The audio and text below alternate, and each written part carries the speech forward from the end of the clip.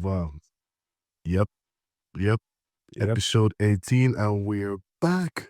Back. Season two, and we are officially back. Yep. And I'm here too. Mm, Yeah, and you're here too. It's good. It's good to have you back.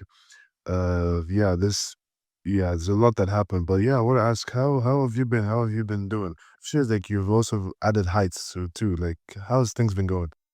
Well, it has been going pretty well.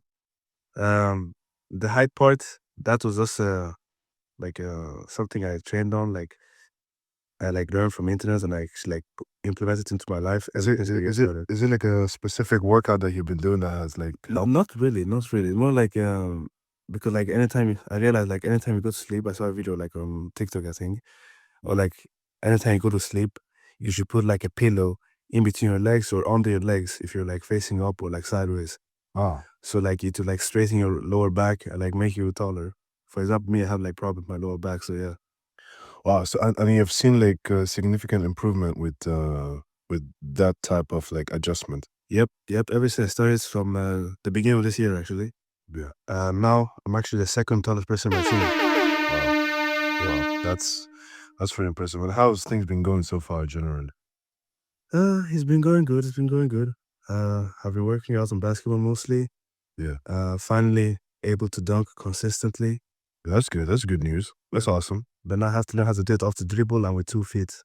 Ah, the double stuff. Yeah. No, exactly. Yeah. Yeah. Yeah. Because it's really important to learn how to Yeah. get into the paint with 2 feet. Yeah, because you'll be able to catch the defense off guard too. I think it's like one of the quickest ways to get to the basket. Yeah. So it's one of the things too for me, even for me too, it's like something that I have to implement, not just for the dunk, but also just going up for the layup. Hmm. It always catches the defense off guard. So it's good. It's good implementing that. Yep. There's so much that's been going on my part. It's been it's been wild. Yes, from the class at the travels, the work, some drama with the with the team, Yeah. new head coach. Yeah, things haven't been going that well until when it comes to. I mean, we won, but then when it comes to matches that we should win, we've been winning, but when there's matches that we should win, we kind of lose it. So it's like, yeah, something need to happen, and yeah, we had to get rid of coach. Yeah. But yeah, it's we'll see how it goes. Tomorrow is our first match without him and with the new coach. So Gambate. we'll see, we'll see how it goes. It'll be interesting. But apart from that, apart from the basketball world, it's been fair enough. We're Yep. getting stronger, trying to build much more flexibility. Mm. But It's funny actually when you say flexibility because I remember back in when I was in what's the name? Uh as a Schoolbrothers Academy. yeah, Yeah, your coach actually. What's the name? Irigoris? Grigoris, yeah. He told me how I'm more flexible than you compared to like when you were a kid and you're like my age. Yeah, I Like get. you had problem with being like flexible and whatnot. Yeah, definitely. I can imagine because I was quite stiff. I was quite stiff, and it's not something that has been coming to me easily too. But I've been trying. I've been trying. Yeah. I've been trying. But yeah, I do have to be. I feel like more so shifty. Have to be. I have to try and be much more shifty. But yeah, it's. But that's it. It's just getting things done. Getting things done, and moving forward. Is a new year, so we have to. The thing that I feel is also very important is to be able to focus on the things that we've set our minds to. Yeah, like certain goals that we have put our mind in, to be able to like get up and just make sure that we have like read them off, Yeah. check them, and move on to the next one. And just try to be better each and every single day. We may not get all of it, but we'll try our best to mark them off. Absolutely. So it's a one day at a time kind of thing. Just trying to. I feel like we're in a stage where we're trying to figure out. At least for me, what I'm trying to do is figure out the algorithm and just how um traffic can be generated. Yes, the IG page has been doing well, the film page has been doing well. The TikTok too has been fair enough. So it's just like, What about the YouTube too? How's it doing with the YouTube? yeah, that's what I was trying to say in terms of like trying to get an idea of how the traffic could come about. But I think I figured it out. I feel like I figured it out. So it's just for me to put in the pieces together, and then we're good to go. Yeah. But yeah, it's good. We'll see how it goes. We'll see how it goes, because I feel like I just don't want to put out videos just for putting out videos. Like, I want to be able to put out videos that is like meaningful and people could like resonate with it and kind of understand. So that's why I'm like, that's why I'm focusing. That's why I mentioned too, because one of my friends was like, you know, why aren't you having episodic shows on your podcast? And I'm like, eh, it's more so like when I have something to really, really talk about. I feel like that's when is the most vital and important for you to put out, shows. I don't. Again, there's already a lot of podcasts out there. It's like, okay, but it's like, what are you actually talking about? Like, are you talking about current affairs? What is it? Relationships? What is it? Was it spiritual? But like, what are you really conveying to people? And to people, are they actually grabbing good message out of this? Are they getting something? Are they learning something out of this? Or is this just like, oh, you're just putting a show just because? Then you're just talking about typical everyday stuff that like really doesn't matter. Like, for me, I feel like it's important like people to like when they're coming into put on the armor on our podcast, like they're actually learning something and they're improving. So I feel that's really important. Like, now as we talk about like what happened with Venezuela, for instance, and the invasion in the middle of the night. Yep. Taking taking a whole president out of his house. First of all, the most shocking part to me is that he was wearing a Nike Tech. Like, I don't know if he was wearing that or the US Army put that on him, but it's insane. It's just insane. Dude look fly too, I'm even gonna lie. It looked absolutely fly. That looked like an album cover, the picture. The whole thing just felt like a photo op, just like, oh look, we caught him and whatnot. Videos circulating in the country, like, oh, celebrating, but are they really celebrating, or is this just like videos from other sources, like in terms of, oh, this was actually a celebration for like matches or whatnot, but they made it seem like, oh, it was a celebration about the president being captured. yeah, Because mind you, this is by no means constitutional at all. Like a country has no right to just like pick up uh so-called yes, he may have seemed like, or seem was a dictator or whatnot, but it's just like, way out of pocket. But yeah, people know exactly why this happened. Obviously, when it comes to Venezuela, they have the highest barrel of oil in the world. And I think, if I'm not mistaken, third, Nigeria is third in the world when it comes to oil. That place got blasted too. Yeah, Nigeria wasn't gonna escape. That place got blasted too. But now it's the US basically controlling the oil in Venezuela, and have like a certain power in the country, and they like, until they figure out an actual leader that's the quote unquote could have like a good relation with the United States and could be able to like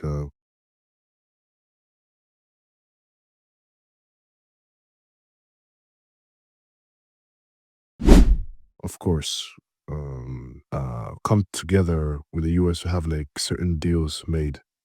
So it's obviously it's gonna be handpicked by the US. And then they're talking about going to Colombia. They're gonna grab Colombia too. I feel like all this is just a massive land grab.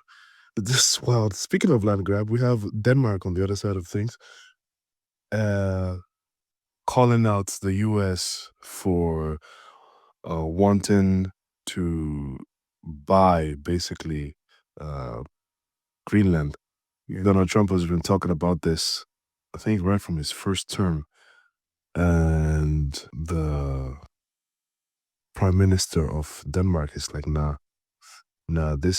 Greenland has always been a part of the kingdom of Denmark. So there's absolutely no way, because we do not agree. Denmark doesn't agree. Greenland, the government of Greenland does not agree. So there is no way we could allow you to acquire essentially Greenland. While the excuse of Donald Trump is like, it's going to help the U.S. Militarily, and there's certain minerals that is valuable to the U.S., such as, I think they have a bit of, is it precious metals? I think they got, it's not oil. I'm not sure if it's oil, but like it's something, just more mineral resources, and very important. This was key, very important for military base strategically, for them to be placed in a certain way where they could be able to monitor, quote unquote, Russia or whatnot. So that's like their excuse for wanting, basically the excuse for wanting to acquire Greenland. But I find the whole thing funny in the sense, like, okay, we know where this is going, because at the end of the day, this is sort of like an agitation. At the end of the day, the US is looking to, like, sort of, I don't know if you heard of BRICS. BRICS is the nations that include Brazil, Russia, India, and China. So they're basically countries that do not want to partake in the dollar anymore, that they don't want to have to do anything with the dollar. So they want to basically have their own powered currency and be able to help each other and grow together without being reliant on the US dollar, because they have basically foreseen that, like, yeah, the US dollar is crashing. And that's why they're moving to, they're now moving to hard metals, such as gold and silver. So this is what these countries will be working on most. And US have kind of noticed that. So what they're trying to do now is try to play the oil game, so they could be able to control the oil. And if they could be able to control the oil, then they would control the people who basically are coming to buy from them. So it's going to be very interesting how all this plays out. Well, we know how this is going to play out. But I feel like, do you have any insight personally on how this will play out? I want to hear from your thoughts. Well, first off, if I'm not mistaken, I heard from, I think I heard like on the news, Putin said that if they try taking Greenland, Yeah. the whole world will feel like the consequence. What does he mean, the whole world? Like, Wait, what wait, the hold, world? hold on. What did hold on. He actually said that? Yeah, I think so. Like, I heard something similar too. Like, there was a threat that Putin made, because exactly. so he said that. Yeah, I think so. Yeah. Wow. Like, what do we do? Like, we just Greenland, America. And wow, that's probably why countries, because I have a friend who is in Netherlands. He's like, yeah, they have been sending letters and to various houses, um, basically warning people, just in case there's a war, or like there's a hit or whatnot, things to do. And they have been having this sirens go off like a drill. Yeah. Because, yeah, Netherlands, like, yeah, look, if our fellow European countries get attacked by Russia, we have to, assist them. And I'm like, this is insane, because first off, Netherlands is a pretty, Well, Russia or America? no, if Russia hits any European country, like decides to, like, just, like, there's a consequences, because then they will have to show up and, like, defend. And I'm like thinking to myself, but Netherlands is such a small country. It's insane how, you know, they would volunteer. I mean, the same thing with the same exact thing too with Sweden.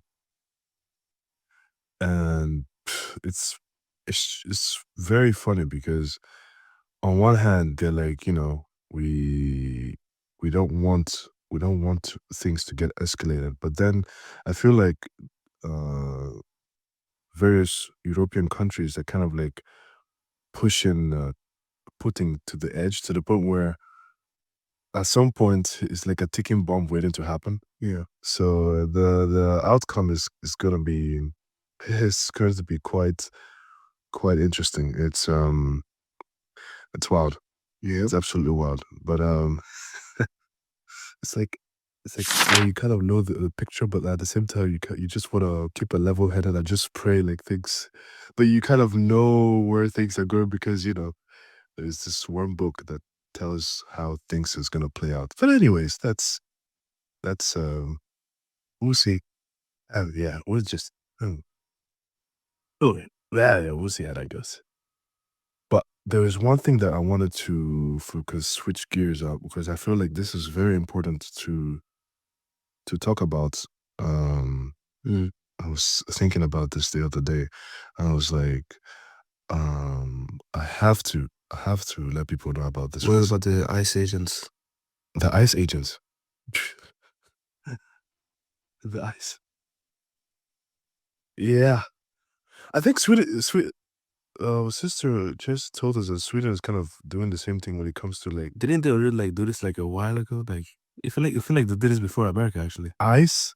ICE literally, ICE literally is at some points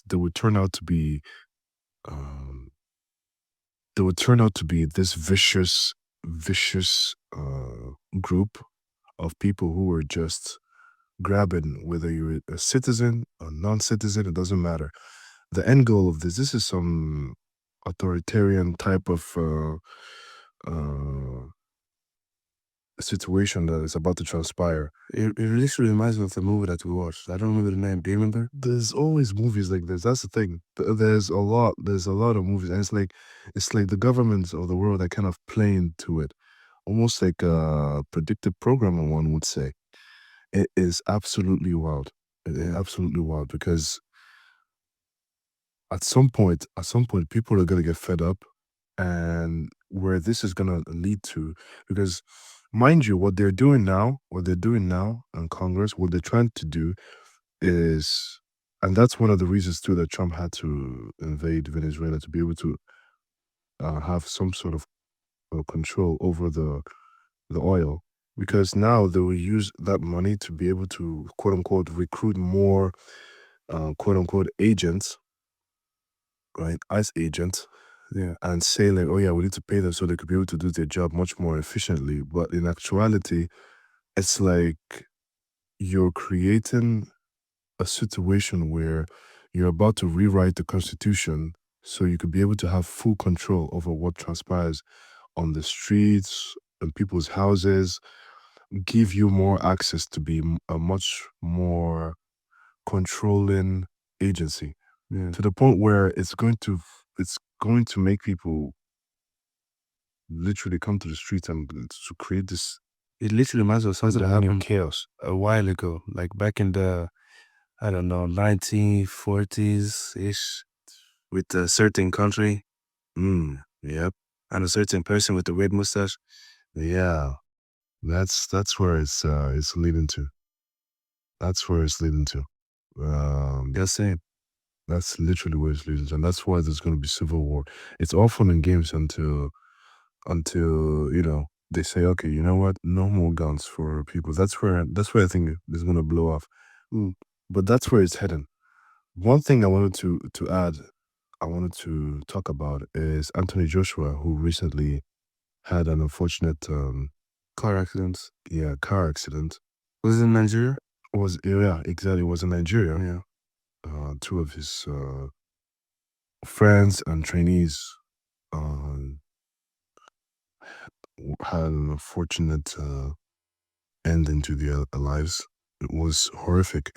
There's some videos going on that was talking about how horrific the whole situation was. Yeah, I saw his upper abs.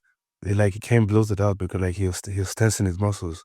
So like with the heart, so like it like tensed in the situation, like it was got stuck. That was wild. That was wild. And a lot of people said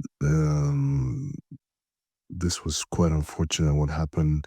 The driver lost control on the road and slammed on what was a moving vehicle. And like it doesn't seem like it, but yeah, that was just horrific. But fortunately for Joshua, he was like at the back seat. Yeah, So, and people are just starting to make these connections where it's like whenever fighters fight Jake Paul, like certain tragedy happens to them. It's either they're in a hospital for a certain illness all of a sudden out of the blue, yeah, or just like they hit like bad luck when it comes to like a job, or it's just something going on. Just there's always something. There's always something. And I wouldn't be I wouldn't be surprised because I have been paying attention to Jake Paul and I've been seeing the type of rituals that he's into that he allows the public to see. yeah, He calls this deep meditation rituals where he gets to focus, and but all this, it just screams new age. But I feel like there is more that he does behind the scenes um that is very dark, and has some deep level esoteric meaning. Like I'm talking like deep occultic stuff. I genuinely believe that Jake Paul and Logan Paul are into I won't say dark magic, but I wouldn't be surprised. It's something really dark. They have tapped into a certain energy that is not good. yeah, It's not good. It is not good. I wouldn't be surprised, being like masons, or like because I've been doing this, guys. I've been doing this for a very long time, and I trust me. I noticed certain patterns. I don't say much, but I noticed certain patterns, and yeah, it's not looking good. yeah. It's funny how like two YouTubers that were doing skits when they were younger Yeah, is here now. it's very possible. That's the thing too. I don't want people to think that they have like this misconception that, oh, you have to be in a cult for you to be successful. No, no, you can be successful. That's the thing. You can be successful. The thing though is like when you're successful, but then you align yourself with darkness. Like for instance, Mr. Beast, right? Yeah, He's YouTube doing this, doing that, helping others and whatnot. But then you hear stories of him having these meetings with this high level executives and billionaires on an island to try to like determine the future of like, it's like this private elite meeting where only the highest um inf- no influencers and like influencers in the sense of media and whatnot, like where they all gather. And then you hear Mr. Beast, who is like a YouTuber, just to be of that you're like, okay, what's going on here behind closed doors, right? So yeah, it's the thing is that you can be successful, but then at the end of the day, it's like you're going to get that knock, you're going to get that contract, and then it's like the same thing too with Kai Cenat. yeah. With like, Yeah, but he rejected his. But now they're saying that he's being pressured, and especially ever since didn't he retire? that's the thing. They're saying ever since he cut his hair and whatnot, like things haven't been going. So it's like they're really trying to push him to sign. There's literally a fight. But now he made his own clothing brand too. So We'll see how it goes. We'll see how hopefully I just don't want him to sell out. I feel like it's very important. I feel like it's very important. I just want to say one thing to going back to the Anthony Joshua situation. I feel like because people like how first off, when did he convert? When did he become a Muslim all of a sudden? I thought he was Christian. His family's Christian. I think his sister is a pastor, if I'm not mistaken, in the UK. But like, I feel like, in as much as yes, maybe he may have converted officially. Um, for me personally, I feel like in his mind, he thought that this was a strategic move for him to be aligned with people who are like loyal, because there is a certain amount of loyalty when you're between quote unquote Muslim brotherhood and whatnot. You know, so there's this like undying and loyalty and brotherhood that Muslims, and that's why I feel like a lot of Black Americans are joining Muslim Brotherhood because they feel like there is this loyalty and that this like protection that you get when you're in the quote unquote faith, right? Not knowing that obviously is like the wrong faith, but yeah. The thing is, when someone that you care about dies, when someone that you cared about deeply passes away, it's like people's hearts gets broken, you know, because they love them with all their heart, you know.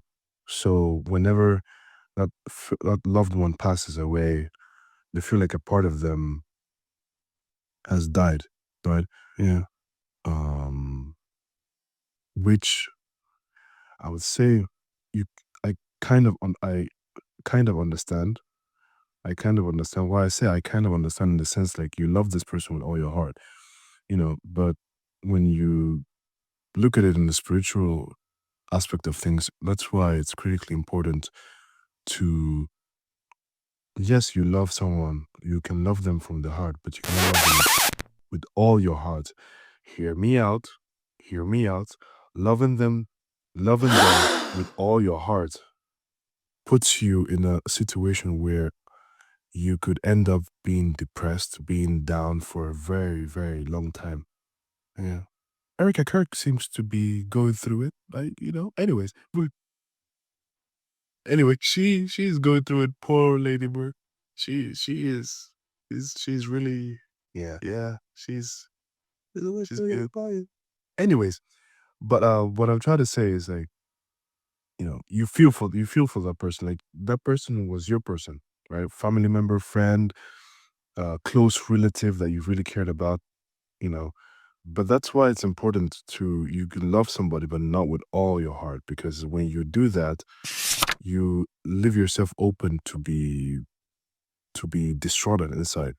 And then you all of a sudden don't know how to properly mourn, because there is a certain period where it has to end. But when it passes that certain amount of period, then it becomes something much more deeper, and it takes time for that person to come together. And this thing too, this idea of like putting people up there. Oh, he's up there. I know he's up there. May his perfect soul rest in perfect peace. How their soul rest in peace? Like, tell me how all of a sudden their soul is up there. Like, you know how they live their life down here. Right? And I'm not saying someone who was genuinely like, you know, down to earth person, decent human being, loved his family, loved his friends, was, you know, just publicly and privately too, was a decent human being. I'm not saying that, right? That person is in the perfect peace of God. Not in heaven, but in perfect peace of God. I'm not talking about those individuals. I'm talking about the individuals with the drinking and the smoking and the partying and all that. And they were doing some good here and there. Hell, they would even give to charity, right? Yeah. They would give to charity. They would do good stuff. Like, you see them do good stuff, but you're putting them up there? Nah, mate. Who says they're up there? What if they're down there? Look, we shouldn't put people anywhere, really, Yeah. good or bad. I'm just saying people are not where they're supposed to be. You know, don't put people where you think they should be based on what you think that they are. Maybe a loved one or someone you cared about, and you're putting them up there, you know, because you love them so much. Nah. It's not guaranteed that they're up there, you know. But yeah, this is episode 18, season 2. We are back. Season 2, alright. Yep, and we have oh my days, we have a lot of shows. I've been writing. I promise y'all I've been writing. So you'll definitely hear from us. I'm Adrian, And I've been Alan. and we'll catch y'all on the next one.